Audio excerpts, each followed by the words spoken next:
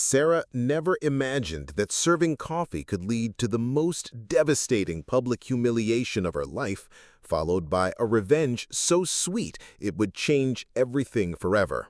What happened next will restore your faith in justice and prove that sometimes the universe has a twisted sense of humor.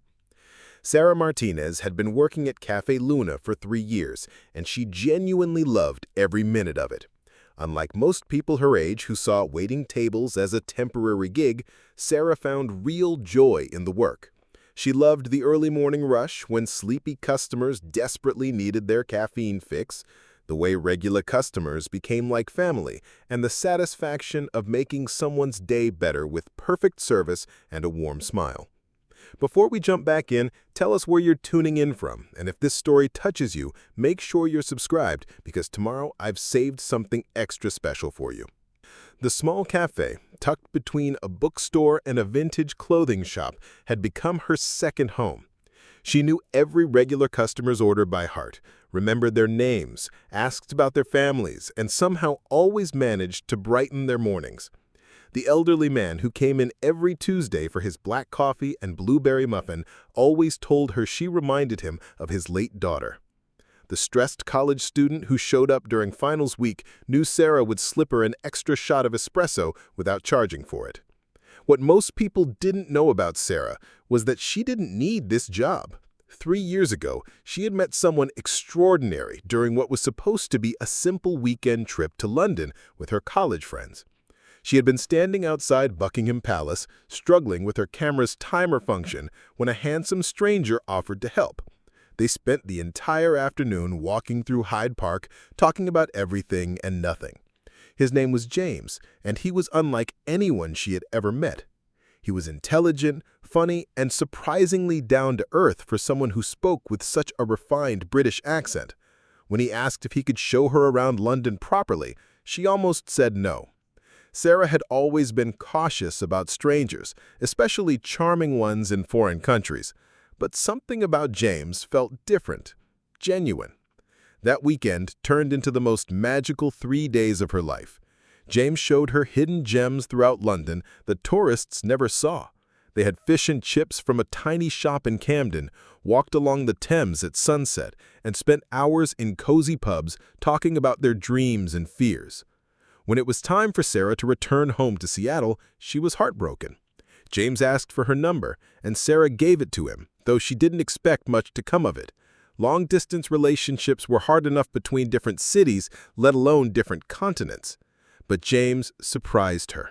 He called every day, sent thoughtful messages, and even arranged for flowers to be delivered to her apartment on particularly stressful days.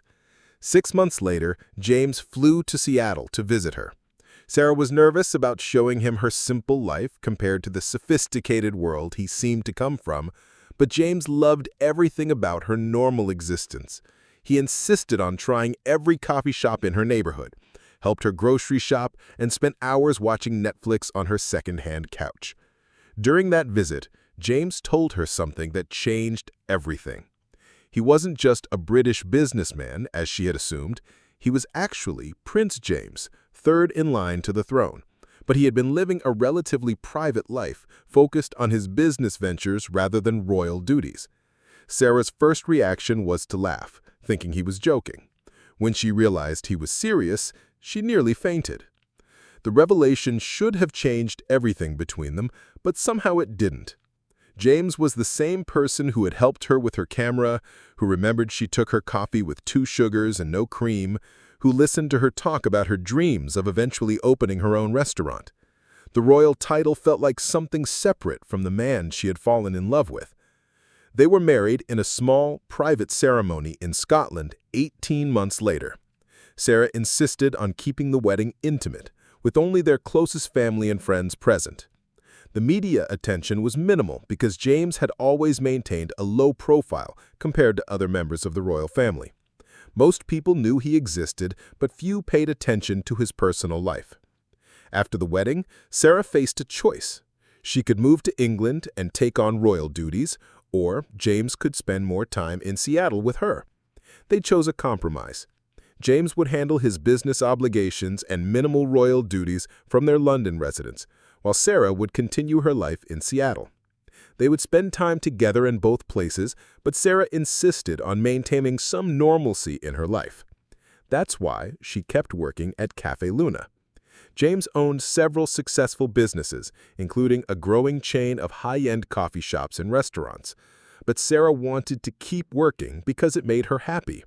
She loved the independence, the routine, and the sense of accomplishment that came from earning her own money.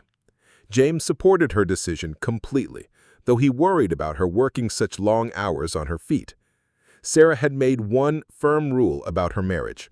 She never talked about James at work, never mentioned her royal connections, and certainly never acted like she was anything other than a regular waitress trying to make ends meet. Her co-workers knew she was married to someone named James who traveled frequently for business, but that was it. Sarah wore a simple wedding band and lived in the same modest apartment she had rented before meeting James. This decision to keep her two worlds separate had served her well for 3 years. She could be just Sarah at work without people treating her differently or wanting things from her because of who she had married. She could form genuine friendships with her coworkers and real connections with customers who saw her as just another hard-working young woman. But keeping such a massive secret wasn't always easy. When her coworkers complained about money problems, Sarah had to bite her tongue instead of offering to help. When customers were rude or dismissive, treating her like she was beneath them, Sarah had to resist the urge to mention that she was technically a princess. She had developed a thick skin and genuine humility from her years of service work. The coffee shop where Sarah worked had recently become the target of a potential acquisition. Rumors had been circulating for weeks that some big corporation was interested in buying out the small local chain that owned Café Luna and its 3 sister locations. The current owners, an elderly couple named Ruth and Frank, had built their business from nothing over 30 years ago, but they were considering retirement. Sarah loved Ruth and Frank like grandparents. They had given her flexibility when she needed time off to visit James, never questioned her occasional mysterious absences, and treated all their employees like family. The thought of some corporate chain taking over and changing everything made Sarah's stomach turn, but she knew Ruth and Frank deserved to retire comfortably. The potential buyer was apparently some high-end restaurant group that specialized in upscale casual dining. Sarah had heard whispers that they planned to completely rebrand the cafes, raise prices, and probably replace most of the current employees with people who fit their more sophisticated image. The whole situation made Sarah anxious, but she tried to focus on doing her job well and hoping for the best. That Tuesday morning started like any other. Sarah arrived at 6:30 to help with the opening routine, chatting with her coworker Miguel about his daughter's soccer game while they restocked the pastry case and fired up the espresso machine. The morning rush was typical for a Tuesday, steady but not overwhelming, filled with familiar faces and usual orders. Around 10:30, when the rush had died down and Sarah was wiping down tables, the cafe door opened with an aggressive chime. A woman walked in who was clearly not their usual customer. She was tall, blonde, and impeccably dressed in a designer suit that probably cost more than Sarah made in a month. Her heels clicked sharply against the worn wooden floors as she surveyed the cafe with obvious disdain. The woman was followed by 2 men in equally expensive suits, both carrying tablets and looking like they were taking notes on everything they saw. Sarah immediately realized this must be someone from the company interested in buying the cafes. Her heart sunk, knowing this inspection probably meant changes were coming, whether the employees wanted them or not. Sarah approached the group with her usual friendly smile, determined to represent Café Luna well, regardless of what these people thought of the place. Preparing and narrating this story took us a lot of time, so if you are enjoying it, subscribe to our channel. It means a lot to us. Now back to the story. The whole aesthetic is completely wrong for our brand image. Jessica's voice carried clearly across the small space, loud enough for the few customers sitting at tables to hear her criticisms. Sarah watched as Jessica examined everything with obvious disapproval. She criticized the handwritten menu boards that customers loved for their personal touch, complained about the mismatched furniture that gave the place character, and made disparaging comments about the local artwork hanging on the walls. "The location has potential," Jessica announced to her companions, "but we'd obviously need to gut the entire interior and start over. New floors, new furniture, completely different menu, and definitely new staff." She glanced towards Sarah when she said the last part, making sure her message was clear. One of the men with Jessica asked about the current employees, and Jessica's response made Sarah's blood boil. "Oh, we won't be keeping any of the existing staff. This is going to be an upscale establishment, and we need people who can represent our brand appropriately.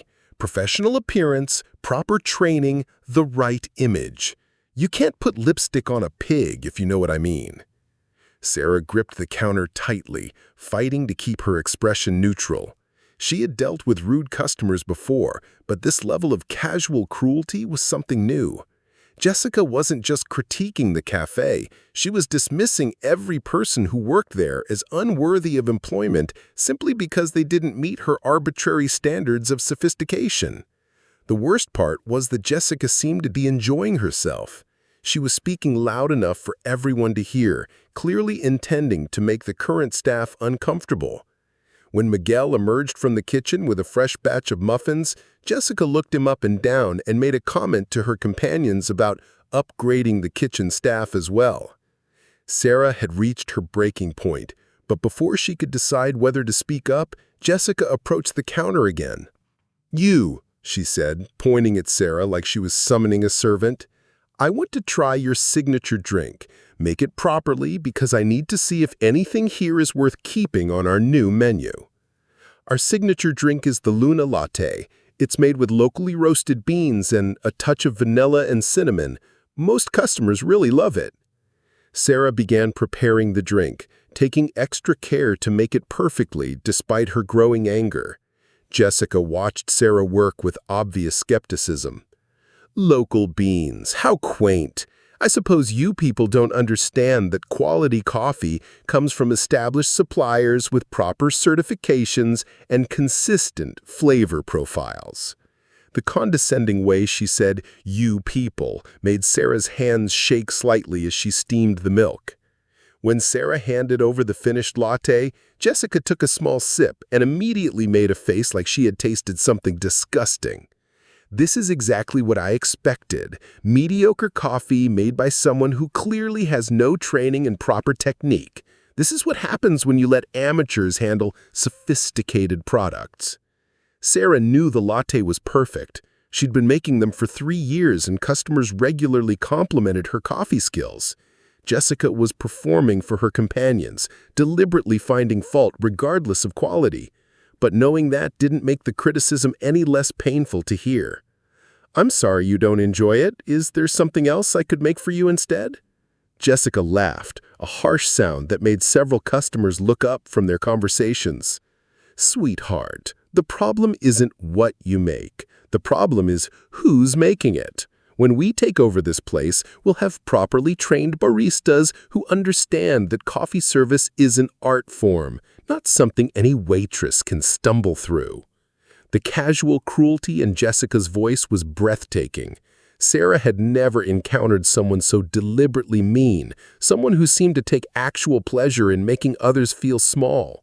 She thought about all the mornings she had brightened customers' days, all the regular customers who considered her a friend, all the effort she put into making each drink perfect. "I understand you're evaluating the business," Sarah said, her voice carefully controlled, "but I don't think it's necessary to be unkind to the people who work here. We're all just trying to do our jobs well." Her expression changed completely. Her fake smile disappeared, replaced by genuine anger that someone had dared to challenge her behavior. "Excuse me? Did you just tell me how to conduct my business evaluation? Do you have any idea who you're talking to?" Sarah felt her face burning with embarrassment as Jessica's voice rose, drawing the attention of everyone in the cafe. I wasn't trying to tell you anything. I just thought maybe we could keep things professional." "Professional!" Jessica's laugh was even harsher than before. "You want to talk about professional? Look at yourself. Look at this place. You're a waitress in a rundown coffee shop, and you think you can lecture me about professionalism? I make more money in a day than you probably see in a month." The attack felt like a physical blow. Sarah had always been proud of her work, proud of the service she provided, and the relationships she had built with customers. To have someone dismiss all of that, to reduce her to nothing more than just a waitress in such a cruel way was devastating. But Jessica wasn't finished. She had tasted blood in the water and seemed determined to completely destroy Sarah's dignity. This is exactly why this place needs completely new management. When we take over, we'll hire people who understand their place, people who know better than talk back to their superiors. Sarah felt her tears starting to form in her eyes, but she was determined not to give Jessica the satisfaction of seeing her cry. She had survived 3 years of difficult customers, demanding rushes and physical exhaustion, but nothing had prepared her for this level of personal attack. "I'm going to make sure the owners know exactly what kind of staff they're currently employing. When they hear about your attitude problem, I'm sure they'll be very interested in making some immediate changes, even before the sale goes through." The threat hit Sarah like a punch to the stomach. Ruth and Frank trusted her completely, but if Jessica made up stories about her behavior, it could cause serious problems. Sarah loved her job and couldn't bear the thought of disappointing the people who had been so good to her. Jessica pulled out her phone and began typing, clearly composing a message to someone about the incident. "Let's see how long you last once your boss is here about your unprofessional conduct. Maybe next time you'll think twice before speaking up to someone who could buy and sell you 100 times over." Sarah stood frozen behind the counter, watching her world collapse around her. The other customers were staring, some looking sympathetic, but others seeming to agree with Jessica's assessment. Miguel had disappeared back into the kitchen, probably not wanting to get involved and risk his own job. The humiliation was complete, and Sarah had never felt smaller or more powerless in her life. She thought about calling James, but what could he do from London? By the time he could help, she would probably already be fired. Jessica had all the power, and she was clearly enjoying using it to destroy someone who couldn't fight back. Just when she thought the situation couldn't get any worse, Jessica turned to her companions and made an announcement that would change everything. "You know what? I think we should document this interaction for our files. This is a perfect example of why this acquisition is going to be such a positive change for everyone involved." She held up her phone and began recording, clearly intending to capture Sarah's humiliation for posterity. "This is Jessica Hamilton from Platinum Dining Group, documenting the unprofessional behavior we encountered during our evaluation of this location. As you can see, the current staff lacks the basic understanding of appropriate workplace conduct." Sarah realized with growing horror that Jessica was going to send this video to Ruth and Frank, probably to other people in her company. Her reputation, her job, everything she had worked for at Café Luna was about to be destroyed by a woman who seemed to take actual pleasure in ruining people's lives. The cafe door chimed again, but Sarah was too focused on Jessica's phone to notice who had entered. All she could think about was how unfair it was, how helpless she felt, and how much she wished she could disappear from this nightmare. She had no idea that everything was about to change. The man who walked through the cafe door was tall, impeccably dressed in a tailored navy suit, and carried himself with an air of quiet authority that immediately commanded attention. Sarah's heart nearly stopped when she saw him. It was James, but not the casual, relaxed version she was used to seeing during his visits to Seattle. This was Prince James in full business mode, and he looked absolutely furious. Jessica was still holding her phone up, recording her cruel commentary about Sarah's supposed unprofessionalism when James approached the counter. His eyes met Sarah's first, and she could see the controlled rage burning behind his calm exterior. He'd clearly heard enough of Jessica's tirade to understand exactly what was happening. "Excuse me," James said, his British accent more pronounced than usual, cutting through Jessica's monologue with surgical precision. I couldn't help but overhear your evaluation of this establishment and its staff. Jessica turned toward him, and Sarah watched her entire demeanor shift instantly. The cruel smirk disappeared, replaced by the practiced charm she probably reserved for attractive, well-dressed men who might be useful to her career. She quickly lowered her phone, clearly deciding that flirting was more important than documenting Sarah's humiliation. "Oh, hello there," Jessica purred, smoothing her hair and adjusting her suit jacket. "I'm Jessica Hamilton, Regional Director for Platinum Dining Group. We're in the process of acquiring this location." She extended her hand with a brilliant smile that transformed her entire face. James accepted her handshake with polite coolness, his expression giving nothing away. "How interesting. And you were recording something for your evaluation?" "Just documenting some concerns about staff quality," Jessica said, with a dismissive wave toward Sarah. "Nothing that can't be easily resolved with proper management changes. Are you perhaps in the hospitality industry yourself? You have excellent taste in suits." Sarah watched this interaction with a mixture of dread and anticipation. She knew James well enough to recognize the signs of his carefully controlled anger, but Jessica was clearly misreading his polite responses as interest. The other customers in the cafe had gone quiet, sensing the tension even if they didn't understand its source. "I do have some experience in the restaurant business," James replied smoothly. "In fact, I'm quite curious about your acquisition plans. Platinum Dining Group, you said." Jessica's eyes lit up at what she perceived as professional interest from an attractive man. "Oh yes, we're expanding rapidly throughout the Pacific Northwest. We specialize in transforming underperforming locations into upscale destinations. This place, for example, has so much wasted potential." She gestured around the cafe with obvious disdain, completely oblivious to the fact that she was insulting a business that James actually owned. "The current ownership has let standards slip terribly.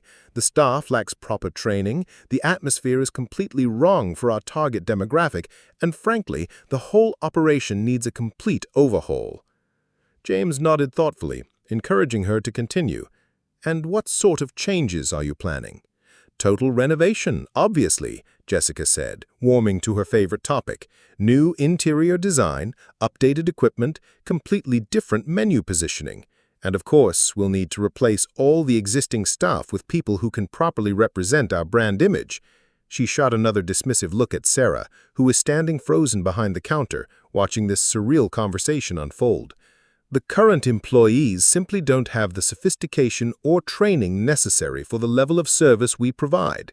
We need people who understand that hospitality is about creating an experience, not just serving coffee."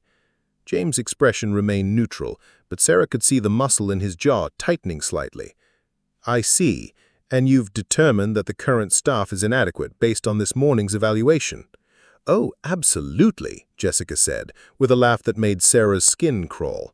"In fact, I just had a perfect example of the attitude problems we're dealing with. That waitress behind the counter actually had the audacity to lecture me about professionalism. Can you imagine?" She turned to look at Sarah again, her expression pure malice. "Some people simply don't understand their place in the world. They think that serving coffee makes them equal to everyone else, when obviously there's a clear hierarchy in business.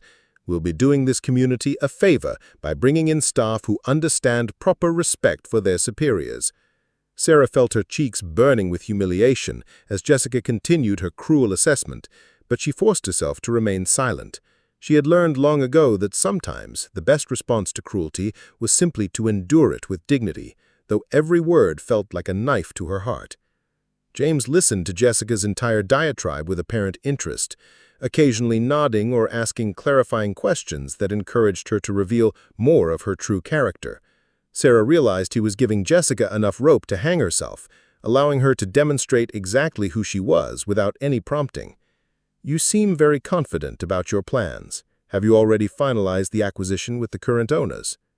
"Well, not quite yet," Jessica admitted, "but it's really just a formality at this point.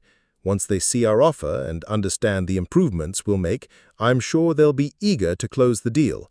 Honestly, they should be grateful that a company like ours is interested in taking this place off their hands."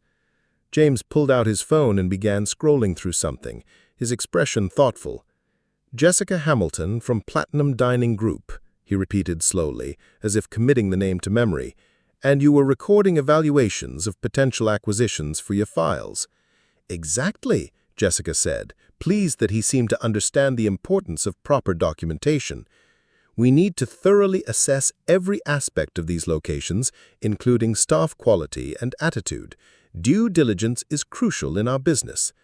"I couldn't agree more," James said, with a slight smile that didn't reach his eyes.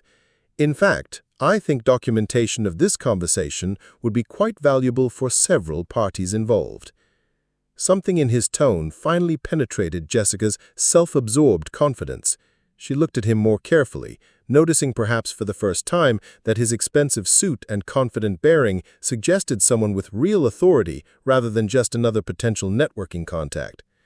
"I'm sorry, I didn't catch your name," Jessica said, a note of uncertainty creeping into her voice.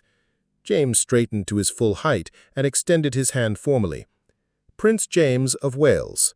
I believe you wanted to discuss acquisition terms for Café Luna and its sister locations." The transformation in Jessica's face was immediate and catastrophic. All the color drained from her cheeks, her mouth fell open in shock, and her confident posture crumpled as if someone had removed her spine. She stared at James in complete disbelief, clearly struggling to process what she had just heard. You're the owner, yes. Luna Hospitality Group has been operating these locations for several years now. We've been quite happy with their performance, particularly the exceptional staff who've made them so successful." He turned to look at Sarah with obvious pride and affection.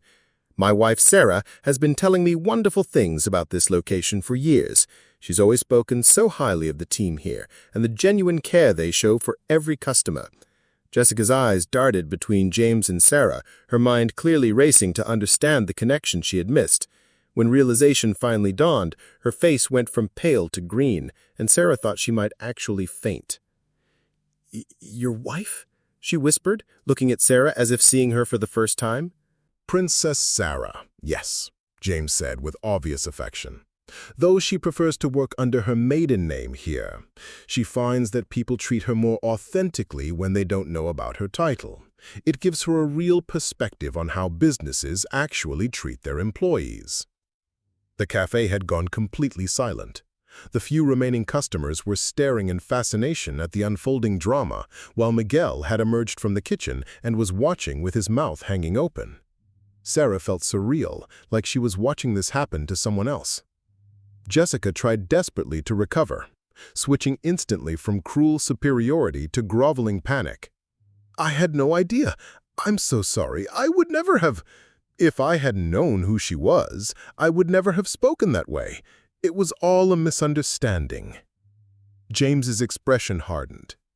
But that's exactly the problem, isn't it? You're only sorry because you discovered who my wife is. Your behavior towards someone you perceived as powerless reveals your true character perfectly." He pulled out his phone again and began typing. "I'm quite curious about Platinum Dining Group's business practices now.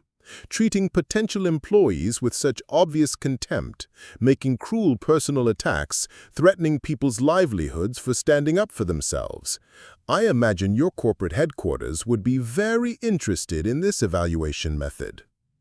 Jessica's panic escalated to pure terror. "Please, you don't understand. I was just being thorough. I wasn't trying to be cruel. I thought she was just a waitress," James finished coldly. "Just someone beneath your notice. Just a person whose feelings and dignity didn't matter because she couldn't help your career." Every word hit Jessica like a physical blow. She looked around desperately, as if hoping someone would rescue her from this nightmare, but the other customers were watching her downfall with obvious satisfaction. Even her own assistants had backed away, clearly wanting to distance themselves from the disaster. The interesting thing about Luna Hospitality Group is that we pride ourselves on treating every employee with respect and dignity. We believe that genuine hospitality comes from people who feel valued and supported, not from those who've been bullied into submission." He gestured towards Sarah, who was still standing behind the counter in shock. My wife has been working here because she loves it, because she finds meaning in serving others and building genuine connections with customers. She could have revealed her identity at any time to avoid your abuse, but she chose to endure it with grace rather than use her position for personal protection. Jessica made one last desperate attempt to salvage the situation. I can change. I can learn from this. Please, give me another chance to show you that I understand proper customer service. James shook his head. I'm afraid that's not possible. You see, Platinum Dining Group was never actually acquiring these locations. We've been monitoring your company's aggressive expansion tactics for months, and frankly, we're not impressed with your methods. The final revelation hit Jessica like a sledgehammer. What do you mean? These cafes were never for sale, James explained patiently. We've been quite happy with their current management and performance. Someone from your company apparently decided to pursue an unsolicited acquisition attempt, but you never actually spoke with the real owners. He smiled, and it was not a pleasant expression. Ruth and Frank have been managing these locations for us under contract for years. They're employees, not owners. Any actual business inquiries would have been directed to our corporate offices in London. Jessica stared at him in complete horror as the full scope of her mistake became clear. She had spent the morning insulting and threatening the wife of the man who actually owned the business she was supposedly evaluating. She had recorded her own cruel behavior and threatened to share it with people who worked for her victim's husband. This has been quite educational, James said, pulling out his business card and handing it to Jessica. I'll be sure to share your evaluation methods with your corporate leadership. I'm certain they'll find your approach to potential business relationships fascinating. Jessica took the card with shaking hands, staring at the royal crest and official title printed in elegant script. The reality of her situation was finally sinking in completely, and Sarah could see her calculating the career damage this incident would cause. Please, Jessica whispered one final time, I'm so sorry. I never meant— You meant every word, James corrected firmly. You enjoyed every moment of trying to humiliate someone you thought couldn't defend themselves. The only thing you regret is getting caught. He turned away from Jessica and walked to the counter where Sarah stood. Taking her hands gently, he spoke loud enough for everyone to hear. I'm sorry you had to endure that, love. No one should ever be treated with such cruelty, regardless of their job or status. Sarah felt tears finally spilling over, but they were tears of relief and gratitude rather than humiliation. I didn't want to use your name. I wanted to handle it myself. And you did, James assured her. You showed incredible grace under pressure. I'm proud of you. Jessica and her assistants slunk out of the cafe in complete defeat, leaving behind an atmosphere that had completely transformed. The remaining customers burst into spontaneous applause, and Miguel emerged from the kitchen grinning from ear to ear. Within hours, word of the incident had spread throughout the local business community. Platinum Dining Group quietly withdrew their expansion plans for the Pacific Northwest, and Jessica Hamilton found herself looking for new employment after her behavior became a cautionary tale about treating everyone with respect. Sarah continued working at Café Luna, but now her colleagues knew the truth about her identity. Rather than treating her differently, they seemed even more impressed by her choice to work alongside them despite having every reason not to. The cafe became busier than ever, with customers eager to experience the place where a princess chose to serve coffee because she genuinely loved the work. James made sure that Ruth and Frank received recognition and compensation for their years of excellent management, and the entire staff received substantial raises. Most importantly, Sarah learned that standing up for herself and others was always worth it, even when the cost seemed too high to bear. Sometimes the people who seem powerless have more strength than anyone realizes, and sometimes the universe has a perfect sense of timing when it comes to delivering justice. Up next, you've got two more standout stories right on your screen. If this one hit the mark, you won't want to pass these up. Just click and check them out.